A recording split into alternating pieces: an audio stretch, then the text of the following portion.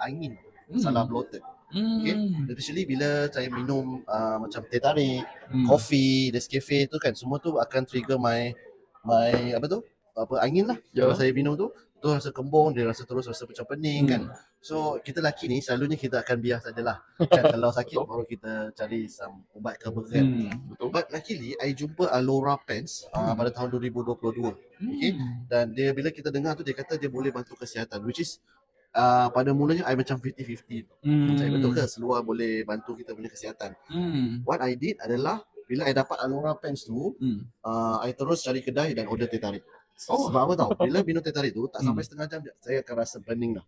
Dia akan rasa bloated, tak berhenti tau. Dia bila saya minum teh tarik dengan Alora Pens, lepas tu cakap mana saya punya pening tu, after 1 hour still okay, after 2 hours still okay, sampai ke malam pun masih lagi macam okay lah, mungkin ni placebo effect. Macam kita punya mindset dah kata okay, dia okay lah. But I buat lagi the experiment on the second day, on the third day, nanti sampai 1 minggu, baru I mengaku lah, Alora ni memang sangat-sangat powerful. Dia memang bantu saya punya masalah angin tersebut lah, yang saya rasa wow.